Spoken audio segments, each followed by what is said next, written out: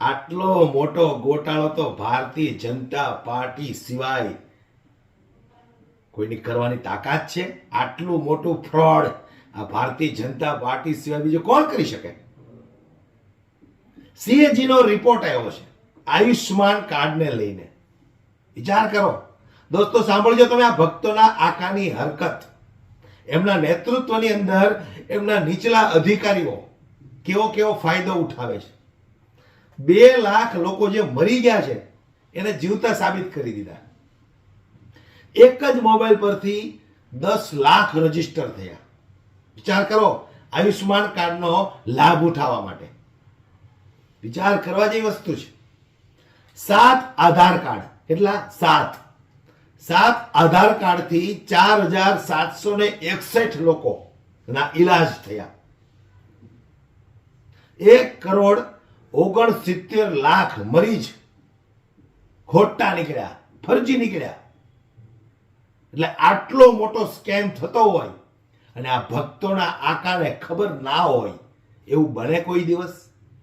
પણ શું કરે, ભક્તોને ખબર છે કે અમારા આકાના નેતૃત્વમાં આટલા ફ્રોડ થાય છે, પણ અંધભક્તિના કાળા ચશ્મા પહેર્યા છે.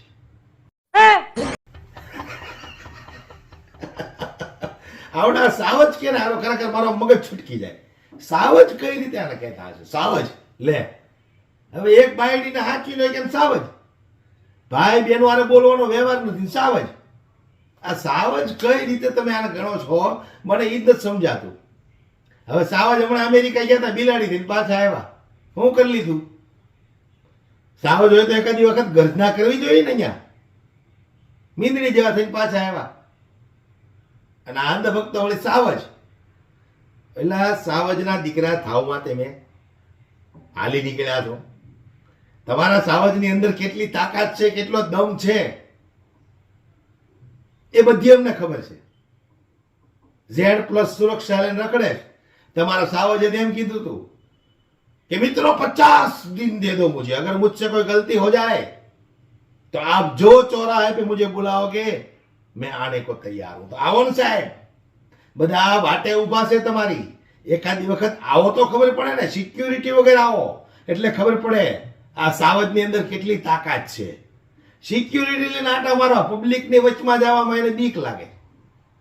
એના જ ભારતના દેશના લોકો છે એની વચ્ચે જતા બીક લાગે. અને આવડા અમારા બેટા વળી સાવજના દીકરા થાય. આ સાવજને એકાદી વાર મણિપુર મોકલો ને, શિયાળિયું થઈને પાછું આવે તો કહેજો મને. Smart meter, smart meter, smart meter. બરાબર ધ્યાનથી સાંભળજો દોસ્તો. હવે આ સ્માર્ટ મીટરની દલાલી કરવા માટે ડાયરાના કલાકારો મેદાનમાં ઉતર્યા છે. એવું કહે છે કે સ્માર્ટ મીટર એક ખૂબ સારો એવો પ્રોજેક્ટ છે.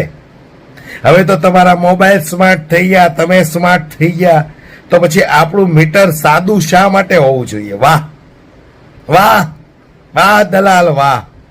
આ બધા દલાલોને પોતાની દલાલી મળી ગઈ લાગે છે, એટલે હવે સ્માર્ટ મીટર લગાવવાની લોકોને ભલામણ કરે છે. તો મારે એને એટલું જ કહેવું છે કે તમારા ઘરમાં સ્માર્ટ મીટર લાગ્યું હોય તો ત્યાં ઉભા રહી અને એકાદ વિડીયો બતાવો અને લોકોને પણ બતાવો કે જો મારા ઘરે આ સ્માર્ટ મીટર લાગી ગયું છે. એકાદું મીટર પાછળ પણ ગોઠવી દો એટલે કેટલી પાદ મારો છો આખા દિવસમાં એ પણ ખબર પડે. એનું પણ બિલ આવશે તમારે. એટલે સ્માર્ટ મીટરની દલાલી કરવા માટે ડાયરાના કલાકારો મેદાનમાં ઉતર્યા. બોલો હવે ખબર નથી પડતી આ લોકો કલાકાર છે કે કમાલ છે.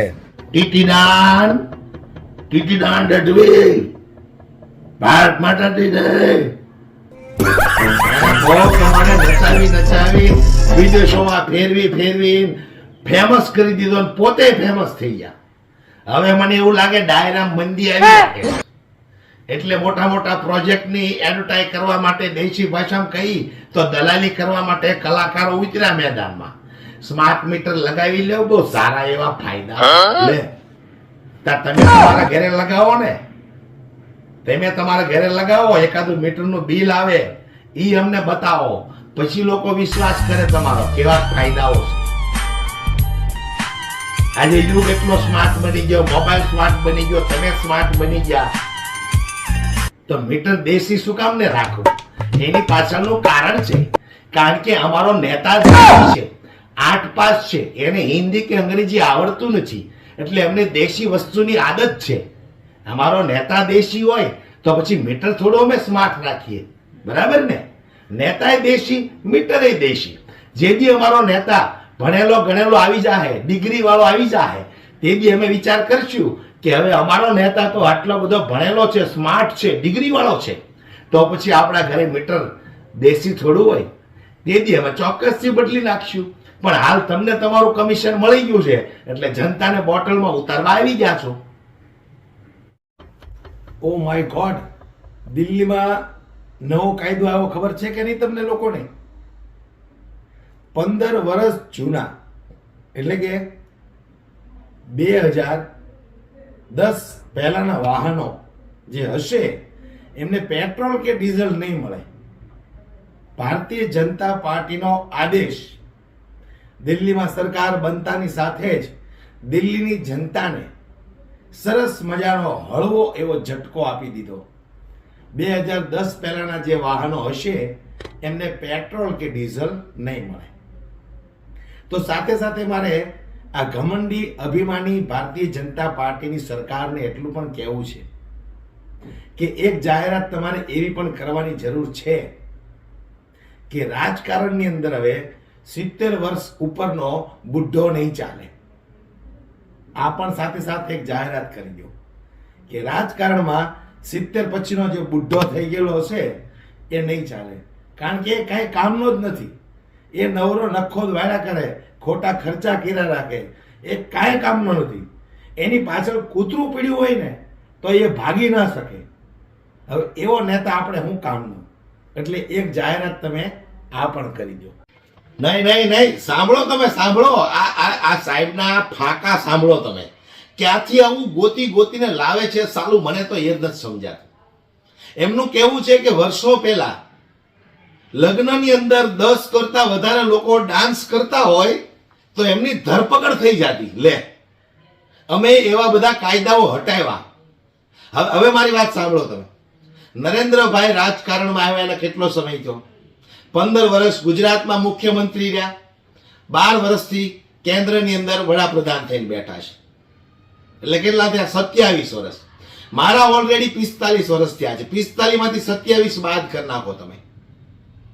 બાદ કરો તમે, તમારે કરવાનું, એ બધું કઈ મારે થોડું કરવાનું છે.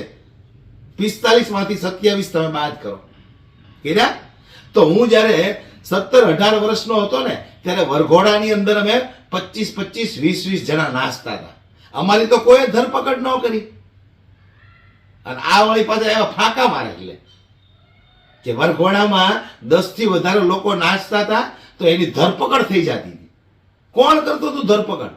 અમારી તો કોઈ કાર્ય ધરપકડ ન કરી. એલા તમારે યાર એવું ક્યારે બનાવ બન્યો? 15, 16, 20, 25 જણા નાચતા હોય, તમારી ધરપકડ થઈ ગઈ હોય, એવો બનાવ બન્યો હોય તો મને કોમેન્ટમાં જણાવજો. એટલે આને ફાંકા મારવા સિવાય બીજું કાંઈ આવડતું નથી.